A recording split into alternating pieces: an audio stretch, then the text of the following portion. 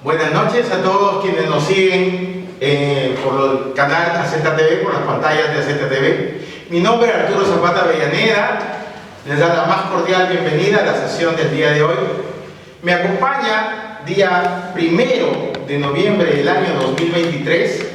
Me acompaña en esta charla denominada Metámeros literarios, bien, entre lo que es el derecho y la literatura.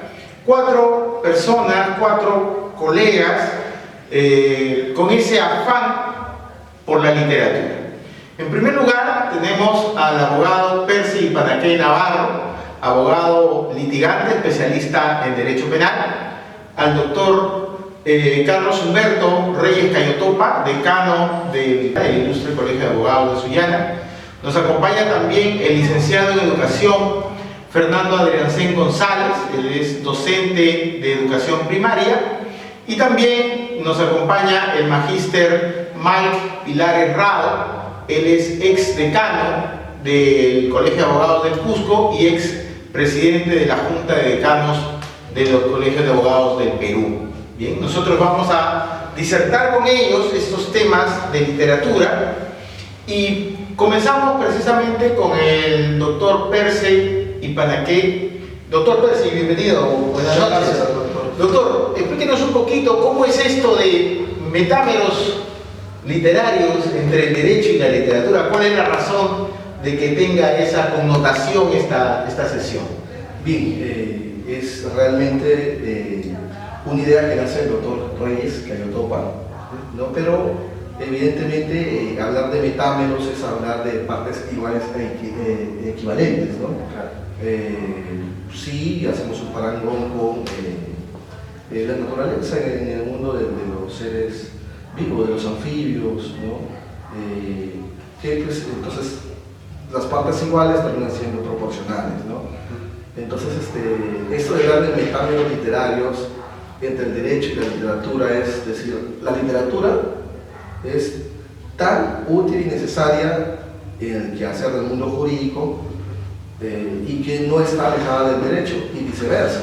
Nada, como señalaba Percy, la finalidad de unir esas dos disciplinas, ¿no? Tanto la literatura como el derecho, pero al final son dos ciencias que al final se abocan al texto, al lenguaje, ¿no? Al concepto lingüístico, pero más que todo es, estimados oyentes, ¿no? Público, y también agradecer de antemano al doctor Arturo Zapata, al doctor Mike, al doctor Percy, al licenciado Fernando por esta conversatoria, pero tratar más que todo, más allá de un concepto científico, ¿no? Que es la lectura, el derecho, es más que todo, ¿para qué nos servirán nosotros, los abogados, y también para los estudiantes de derecho, en saber que tanto la literatura se enmarca en el derecho para sensibilizar mucho, en este caso al abogado, ¿no? Justamente en el previo, como comentaba el doctor Percy, entonces esto sirve mucho todo para, más allá del análisis jurídico, también es en cuanto a la sensibilidad que un abogado debe necesitar, al espíritu de justicia, porque eso también se enmarca mucho en la literatura, ¿no? Hay conceptos, ¿no? Kafka, Ricardo Palma, Vallejo, que habla también sobre el tema de justicia, y entre otros escritores nacionales que hay.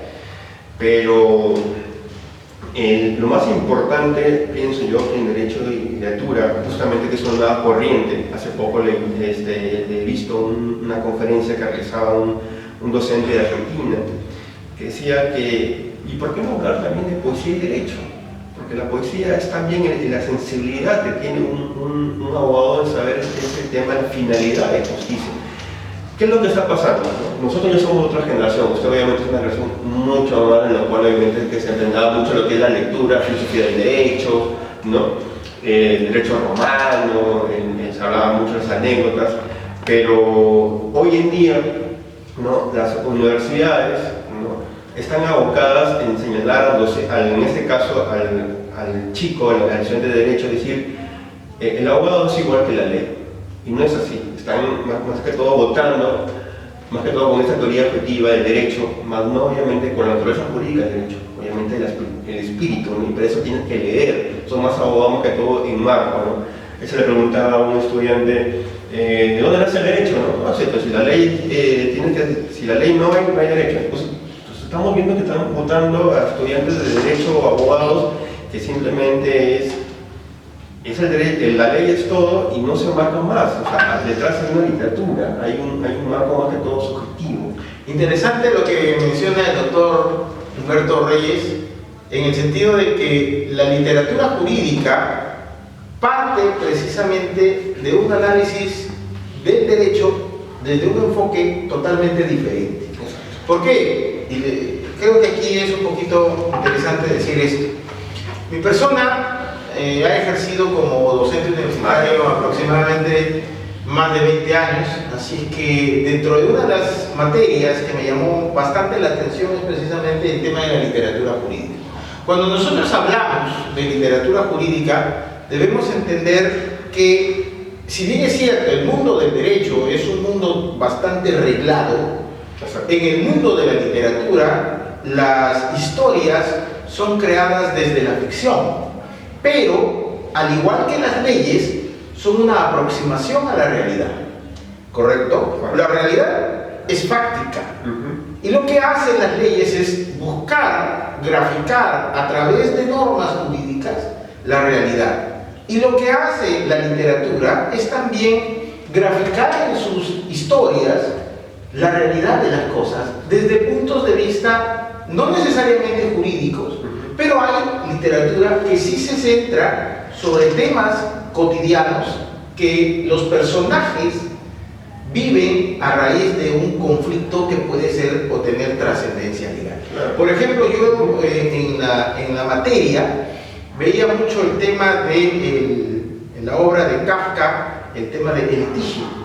Sí. ¿No? Entonces, en el litigio, el personaje llega a llevar precisamente un proceso, ¿no es cierto? Aparente, ¿no? Claro, y el hombre no sabía por qué lo estaban juzgando y nunca entendió por qué fue su sentencia eso, pero al final, viéndose dentro de todo ese proceso judicial que él no entendía, terminó creyendo de que a lo mejor esa era la solución al problema y terminó como terminó en la historia. No les voy a spoilear el tema porque precisamente es para que ustedes lo vean o lo puedan leer, porque de eso se trata. Y en un mundo como en el que estamos hoy en día, cuando los alumnos de derecho lo que hacen es, te dejan una historia y tú vas y la ves, prefieres ver la película antes que leer el libro, ¿no es cierto? Estamos mal por ahí. O por ejemplo, cuando les dejan un trabajo a alguien y van al internet y copian el resumen y lo presentan como si fueran ellos, pero te quieres ese sabor de gozar de una historia. O lo encargan, ¿no? Ese es el gran problema que tenemos todos los docentes, ¿no? Ahorita que usted ha citado el hecho de que yo como docente le encargo a un alumno en la materia de ustedes una obra para que se dé cuenta cómo es que los personajes, y me hace acordar mucho a Crimen y Castigo, en donde justamente el detective, el asesino está al lado del detective y el detective no se da cuenta de eso hasta el final. Pero si yo como docente se lo dejo, la idea es que justamente te des cuenta cómo el asesino va mecanizando todo, va armando todo para que el detective no se dé cuenta hasta el momento en el que él cae en cuenta de que realmente tenía al costado a la persona que había cometido el delito. Y si un alumno, lejos de leerlo, lo único que hace es encargarlo, ¿en qué momento aprendió? Ese es el gran problema que se tiene en todas las aulas. Algo que refería al doctor Humberto es de que ¿por qué no usar la poesía en el derecho? ¿Por qué no usar la literatura en el derecho? Y viceversa. Porque, a ver, en el 73, ¿no? James Baldwin White publica un libro que se llama La imaginación legal, ¿no? O sea, ¿cómo usas la literatura para poder fundamentar una sentencia? Legal Imagination se llama. Así es, ¿no? Y a su vez, Martha Nussbaum publica su Justicia Poética, ¿no? Sí. Que nos dice el poeta juez. ¿Cómo es que el poeta puede elevarse y lograr hacer justicia con la sensibilidad que puede tener? Pero, y aquí va lo que ustedes refieren, ¿no? ¿Cómo es que sacamos a los abogados del tecnicismo positivista, Sí. de que la ley es la ley y solamente para ellos es la ley, Exacto. y no van allá a la sensibilidad. También deberían ser utilizadas no solamente por los jueces, sino también por los abogados litigantes, ¿no es cierto?, al momento de contar sus historias, que son precisamente señaladas ante la autoridad judicial. Es que esta corriente de literatura jurídica para muchas personas es realmente nueva. No, tal vez los jueces, al momento en que fueron formados como tal, Hay un momento europeo, pues, Claro. derecho y literatura. Claro, Sí. no tan nueva, doctor, porque en realidad... 70, 70 comienza. Claro, pero o sea, nosotros estamos perdiendo, ahorita o sea, lo que se quiere es que la carrera del derecho, mucho el abogado, recupere ese prestigio. Entonces, estamos ahorita en una crisis en la cual jueces y fiscales y nuevas generaciones hay que realmente, como dice el doctor, son más tecnólogos que en realidad el derecho que es más humanos. Bienvenido a nosotros el doctor Mike Pilares Rado, ha sido decano del Colegio de Abogados del Cusco y de la CODECAP. Bienvenido, doctor. Estamos justamente hablando sobre la relación entre lo que es la argumentación jurídica y la literatura, ¿no es cierto? Y justamente el doctor Percy Panaqué nos hablaba de la importancia, por ejemplo, de la poesía en la construcción de las historias en los escritos jurídicos. ¿Cuál sería su apreciación al respecto? Bien, sí, yo estaba expresando el saludo al doctor Humberto, al doctor Ipanaqué, el doctor Zapata y al colega presente también a través de ustedes. Primero expresar mi saludo y reconocimiento por esta labor que vienen realizando en favor de todos los agremiados del Ilustre Colegio de Abogados de Sullana, a quienes expreso mi saludo también. Bien, nos decía el doctor Ipanaqué que pues lo habían detenido en plena argumentación en el proceso judicial. Entiendo de que era la construcción de su teoría del caso. Y bueno, pues uno tiene la posibilidad en el alegato de apertura al momento de plantear su teoría del caso, porque definitivamente uno tiene que inspirarse quizás desde el lado de la literatura y ver cómo va a llegar a los jueces, cómo va a captar su atención y cómo va a hacer más sencillo transmitir la historia que pretende contarla y de seguro probarla con las pruebas que van a actuarse. Entonces, es muy importante, como bien decían ustedes, si bien esta generación, aparentemente, como resaltaba Humberto, está en otro trance, quizás esta generación está teniendo mayor acceso al tema de audio, al tema visual, de videos. Sin embargo, no lo es todo. La lectura definitivamente nos va a permitir entender con mayor detalle y con mayor completitud, si quiere el término, para efectos de poder tener mayor acercamiento a lo que realmente se nos quiere transmitir. Y esto puede ser por a través de las obras literarias y también jurídicas. Entonces, solo eso yo pediría que podamos interactuar aquí de esta forma para poder hacerlo unido en el diálogo que me parece muy interesante.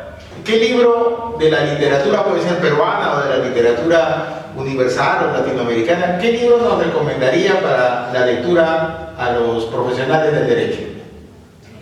Mira, tenemos muchas obras, sin embargo, yo he tenido la ocasión, y quiero compartir ello, en gestión del Colegio de Abogados de Cusco y de la Junta Nacional del Campo, de poder obtener acceso a una de las juristas muy reconocidas a nivel del Cusco nacional e internacional, y me estoy refiriendo a María Trinidad Enríquez Ladrón de Llegada, que déjenme confesarles que yo no había leído antes sobre ella, una personaje del Cusco, pero de los años 1847 a 1891, y pues nos transmite toda una historia vivencial que le ha permitido a ella barreras a su tiempo para que la mujer pueda primero lograr estudiar todo todo secundaria hasta quinto. Segundo, poder romper barreras para que la mujer pueda ser estudiante universitaria y finalmente pueda ejercer la carrera de Derecho. Yo recomendaría este libro que ha sacado el LP de María Trinidad Enríquez con el título Una abogada en los Andes. Este libro ha sido escrito por el doctor Carlos Ramos Núñez, quien en paz descanse, uno de los abogados e historiadores del derecho del país, conjuntamente al doctor Martín Baigorria Castillo. Creo que este texto no es muy extenso, sin embargo, nos permite acercarnos una vez más a la historia, a los antecedentes de la abogada mujer en el país y a nivel Latinoamérica. Este libro yo podría recomendar a nuestros colegas y también a los estudiantes. Conversando con el equipo de panelistas que nos acompañan el día de hoy, ¿cuál es su opinión respecto a su experiencia en la ciudad del Cusco, respecto a los jueces y fiscales con relación a lo que son las argumentaciones jurídicas desde el punto de vista literario? Mira, yo creo que no está limitado, al menos yo no he tenido problemas o no he advertido que se haya limitado la participación de los colegas inspirado en la literatura o haciendo construcciones a través de lo que la literatura nos permite soñar, quizás hacerlo un poco más artístico.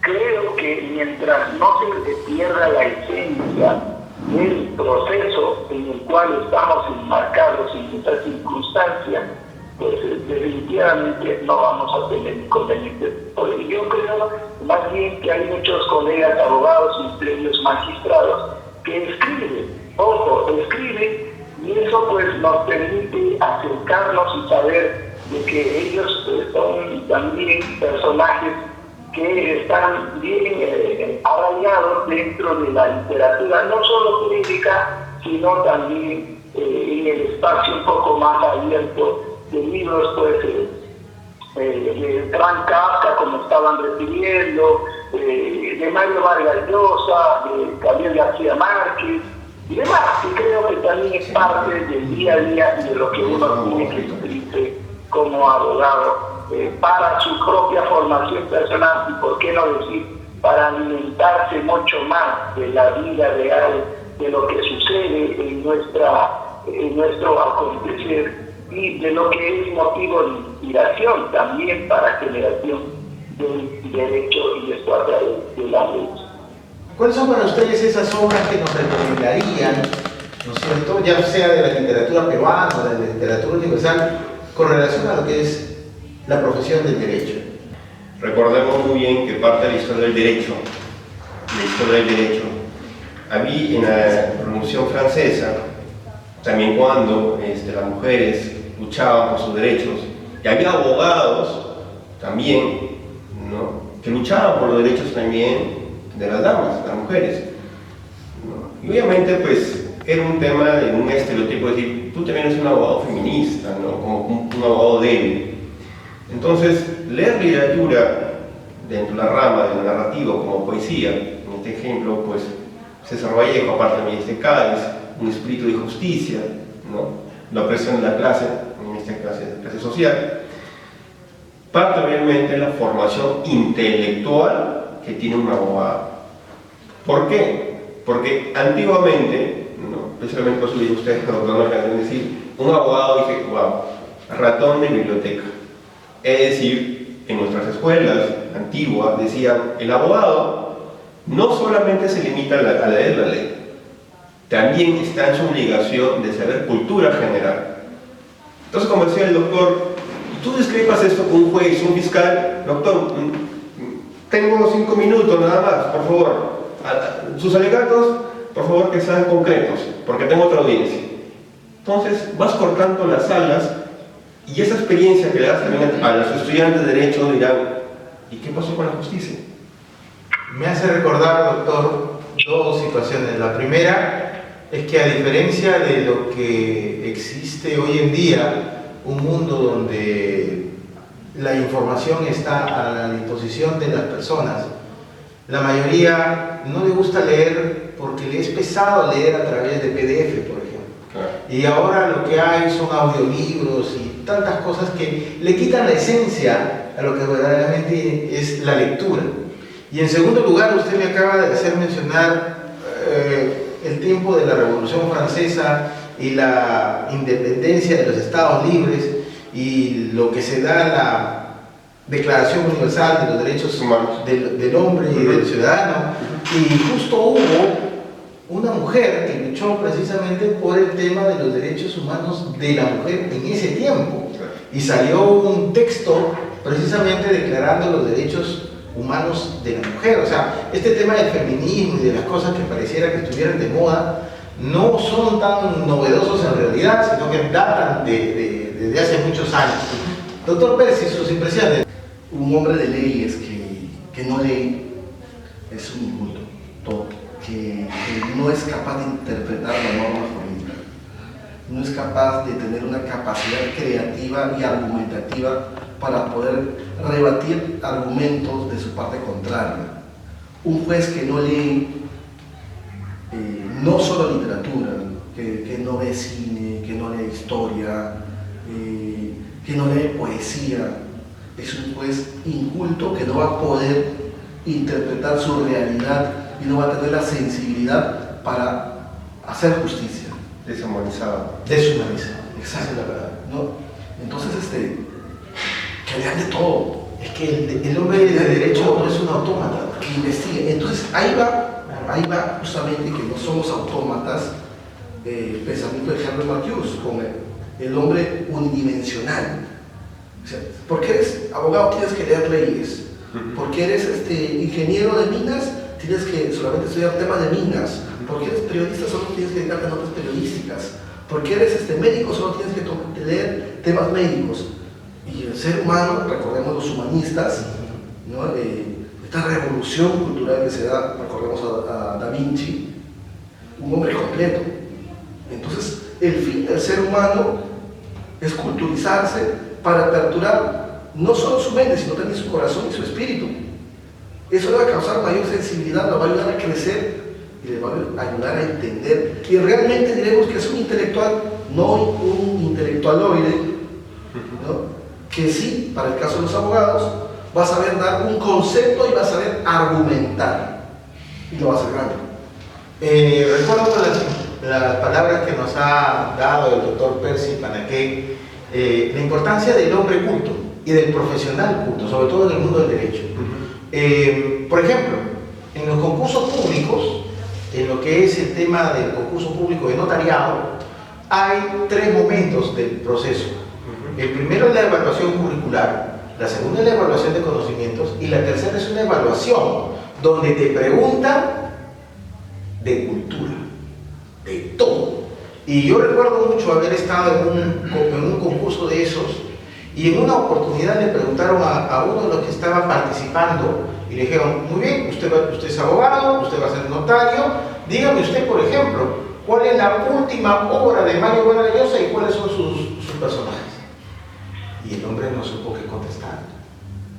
Y razón tiene el doctor, porque se supone que nosotros los profesionales del derecho tenemos que ir a la vanguardia en cultura, no solamente en el conocimiento jurídico, que es importantísimo, pero no podemos deshumanizarnos. Las impresiones también del profesor Adriancén, ¿qué nos recomendaría, aparte de los libros que tiene obviamente escritos él? A ver, él nos va a dar a conocer también, él también escribe, así es que nos va a dar a conocer cuál es su obra. Primero que nada, agradecer por la invitación. Es la primera vez que estoy entre tantos abogados. Qué miedo, doctor. Sí, no, pero es interesante que alguien de la sociedad civil se involucre un poco con ustedes, ¿no? Y sí, se necesita que, por favor, los abogados lean, porque si no vamos a tener tantos congresistas como los que tenemos ahorita. Y eso ya es un problema, ¿no? Porque van a seguir continuando los problemas. Cuando ustedes hablaban, me hacían acordar mucho una frase que se usa mucho en pedagogía. Necesitamos alumnos que lean para que les devuelvan la humanidad a una sociedad deshumanizada como la que tenemos actualmente. Entonces yo creo que sí, los abogados necesitan leer.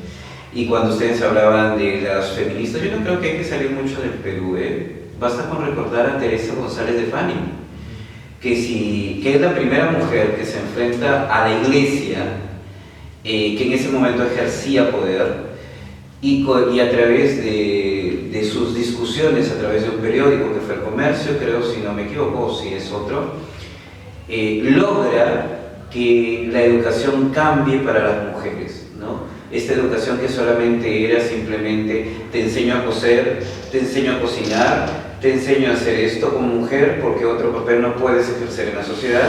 Teresa González de Fanning dice, no, la mujer tiene que aprender aritmética, tiene que aprender literatura, tiene que aprender todo y puede también salir a competir a una universidad e ingresar a una universidad, ¿no? Entonces, en el Perú, modelos de feministas hemos tenido varios. Y si me hablan y si me preguntan sobre qué libros recomendaría yo a aquellos chicos que están estudiando abogacía, pues empecemos por el piurano, López Albujar, y sus famosos cuentos, ¿no? Me quedo, como le decía a una compañera que venía con nosotros, me quedo con Kursemaile, ¿no? Y Shannon Hampi. Y después, como le decía a él, a los tres Kirkas, ¿no? Y el famoso juicio que él hace, o bueno, que él relata, ¿no? Hay que recordar que López Albujar pues, fue abogado y durante un buen tiempo ejerció como abogado. Y de todas esas historias que él desnuda al indio, y justamente es una cachetada también al indigenismo de José María Arguedas, por ejemplo, o el indigenismo que promulgaba también Mariátegui, él dice, no, el indígena es completo, o sea, no es solamente luz, no es solamente este misticismo que tiene, también tiene su sombra, tiene su oscuridad, y él lo revela a través de sus cuentos. Yo creo que López Albujar es un muy buen referente. Preguntamos al doctor Mike Pilares sus impresiones de cara a lo que es el derecho y la literatura. ¿Cómo es que ve esa tendencia hacia el futuro? Mira, yo quería un poquito también acotar en la experiencia que tú contabas respecto al concurso de notario. Es cierto, son 3 etapas que se tienen que pasar, entre ellas la evaluación curricular, el examen escrito y finalmente la entrevista personal. Y dentro de la entrevista personal, pues en efecto, hay preguntas que se tienen que hacer respecto a cultura general y como bien lo ha referido, pues uno de ellos es justamente poder expresar o interrogar sobre actualidad literaria, sobre actualidad de política o social, ¿no? Que es muy importante, que yo en alguna oportunidad también lo he hecho, y pues a veces vemos que no necesariamente están informados sobre lo que se tiene en este momento, ¿no? De la situación en la que están conectados. Ahora, voy a ser un poquito más práctico, si se quiere, y decir, bueno, ya, quizás un libro se te hace muy complicado, como para muchos, leerlo, ¿de acuerdo? Pero algo que tenemos a la mano, y quizá un estudiante sí lo puede conseguir muy fácilmente, es un periódico o una revista seria. Y que nos va a permitir poder tener acceso a información actual, pero sobre todo a gramática, que nos permite ir internalizando información para que su mejor instrumento de trabajo que tiene el abogado, que es el de hacer los escritos, porque hay que hacer una denuncia, hay que hacer una demanda, ¿de acuerdo? Y entonces, si nosotros vamos a empezar con ese primer paso, pues mínimamente este documento tiene que estar bien redactado. ¿Y de dónde sacamos buenos estudiantes y buenos profesionales que redacten bien? Mira, yo cuento siempre mi experiencia a los practicantes que yo he tenido, Yo les digo, mira, yo el domingo me compraba uno de los diarios más serios del país y me dedicaba a leer cada uno de los noticieros o lo que estaba escrito, y sabía que me estaba nutriendo de gramática, que es muy importante. Vean ustedes ahora cómo se utiliza en la práctica en las redes sociales y cómo se escribe.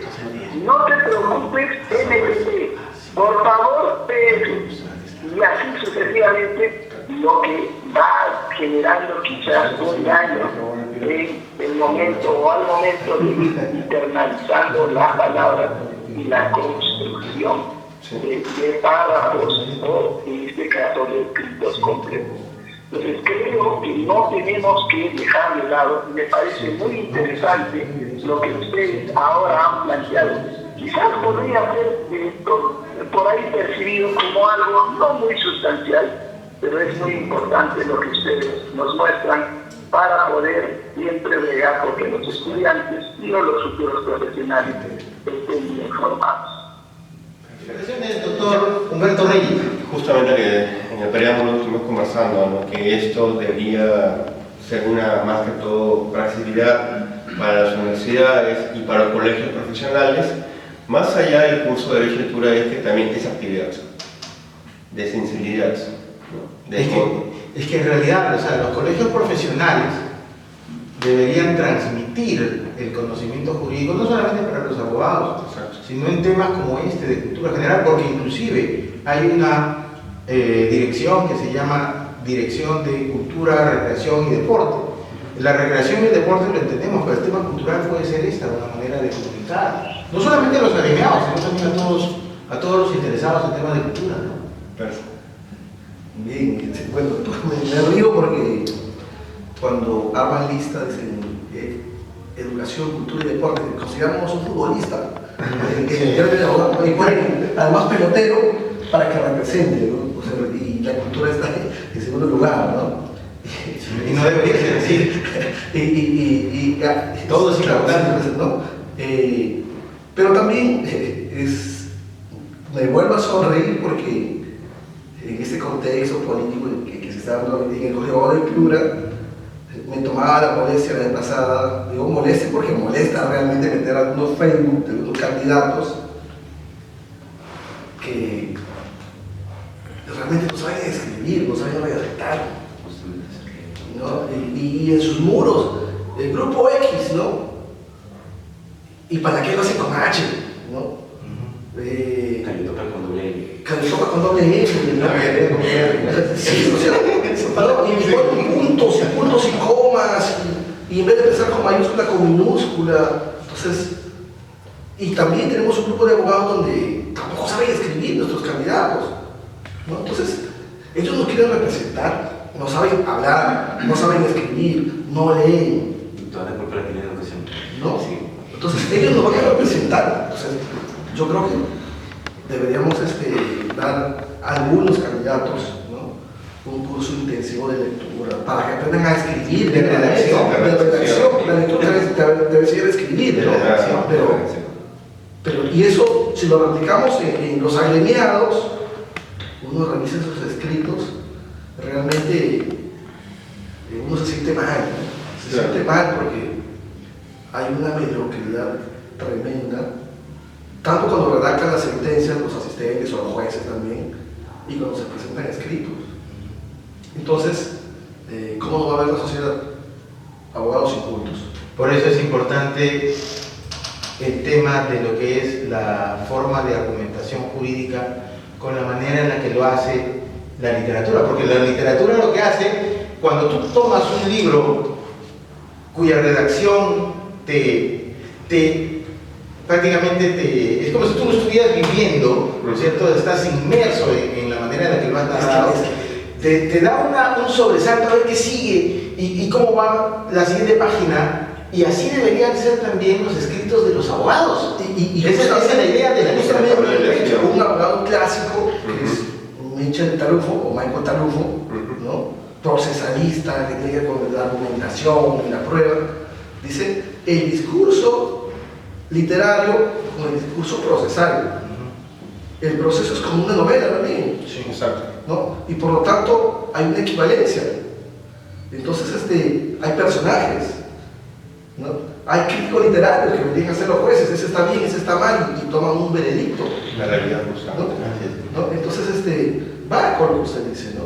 Entonces hay como decir de la literatura con el discurso literario, con el derecho, el discurso procesal, y la forma como se debe argumentar y la forma como se debe analizar. Conversábamos antes de la entrevista precisamente con los panelistas y decía que en una oportunidad había leído justamente en el decurso del dictado de literatura jurídica para una casa superior de estudios, donde en un proceso judicial habían hasta 3 historias. Claro. La historia del demandante, la historia del demandado y la historia que al final termina contando el juez, ¿no? Interesantes las apreciaciones del doctor Percy Panaqué. El profesor Adrián Sen, sus impresiones finales, por favor. No, pues es que ya me había cogido varias de las ideas acá del colega pero sí, yo tenía esa pregunta, ¿no? ¿Cómo iba redacción, ortografía y gramática? Porque en educación tenemos un gran detalle de que el Minedu nos ha quitado esa potestad en las escuelas, o sea... ¿Cómo así? Cuando yo hablo de comunicación, porque ya no es lenguaje ni literatura, sino es comunicación, ahora, el curso, claro. Entonces, desde cómo se mira o se enfoca el curso de comunicación, se soslaya o se aparta, si se quiere, mucho la ortografía y la gramática. Entonces salen alumnos muchas veces con mala ortografía, con mala gramática, con pésima sintaxis, con mala redacción, y eso es lo que llega a las universidades, ¿no? Y las universidades obviamente le echan la culpa a los colegios porque vienen de ahí, pero es que a nosotros como maestros nos quitan esa opción. Diseño curricular. Claro, dentro del diseño curricular prácticamente ortografía y gramática durante mucho tiempo se ha minimizado. Recién ahorita se ha vuelto a tomar el tema, se está volviendo a mirar ya desde un nuevo enfoque. Esperamos que a medida que vaya avanzando el tiempo eso mejore y se le dé más capacidad a esa parte porque es necesario, ¿no? Una cosa es la escritura formal, la que ustedes llevan, que es una escritura académica y formal, a la escritura coloquial que manejamos nosotros, que es informal muchas veces porque nuestros personajes son personajes de la vida diaria y que tienen otra forma de hablar muchas veces. Se supone que la universidad debe hacer ese trabajo, pero no lo hace por cuestiones de tiempo y porque se supone que ya están grandes y que se tienen que hacer. Supuestamente. Pero, claro, están para hacer algo que se debió hacer en la escuela, ¿no? En el EBR normal. Entonces, lamentablemente llegan ese tipo de estudiantes y como dices tú, pues salen una serie de profesionales con pésima ortografía, pésima gramática y una pésima sintaxis, ¿no? Pésimo análisis. El profesor Adrián Sen no solamente es docente a nivel primario, sino que también escribe literatura y tiene justamente un par de obras de las que queremos que nos haga saber de qué tratan, profesor. Bueno, mi última obra se llama Los sueños de Venus. Justamente aquí hay un par de cosas que tal vez les puedan gustar a ustedes. El capítulo 4 habla de una mujer que se siente amada, ¿no? Pero ese amor la lleva a tal nivel que endiosa a su pareja y su pareja abusa de ella mentalmente, físicamente, etc., ¿no? Poco a poco ella va cayendo en un enredo de locura que al final, en un momento de ira, lo termina matando. La gran pregunta es, ¿la señora hizo bien o hizo mal? ¿No? Yo ahí les dejo el cuento para que ustedes vean cómo para no spoiler, mi hermano. Lo que quieran defender. Entonces, Los sueños de Venus es un diálogo entre Venus y Faetonte, Afrodita y Faetonte, quien tratan de ver si es que todavía en este siglo hay personas que pueden hablar como Romeo y Julieta, como Iván Joel y Romen, o como Yantai a su Koya en su tiempo, ¿no? Entonces, es una, digamos que una historia que encierra otras 5 más, que a medida que vas avanzando por las 5 etapas ¿no? Enamoramiento, noviazgo, infidelidad, si se quiere, odio y finalmente la muerte. Ya me lo familiar. Interesante la conversación que hemos tenido el día de hoy. Le agradecemos al doctor Mike Pilar Herrado, al doctor Humberto Reyes Cayotopa, al doctor Percy Panaque, al profesor Adrián Sen González por estar con nosotros el día de hoy, y también a todos ustedes que nos siguen por las pantallas de AZTV. Esta ha sido la transmisión de Metámeros Literarios entre el Derecho y la Literatura, una actividad organizada precisamente por el Colegio de Abogados de Sullana, por el consultorio jurídico del doctor Percy Panaque, y también ha tenido el auspicio de AZ Capacitación, Asesoría y Negocios. Muchas gracias a todos ustedes, muchas gracias también por seguir con nosotros. Doctor Mike, muchas gracias por estar con nosotros. Bien, muchas gracias, doctor. Un fuerte abrazo a la distancia. Bendiciones, doctor, y también un fuerte abrazo a toda nuestra audiencia. Muchas gracias. Muchas gracias, buenas noches. Hasta luego.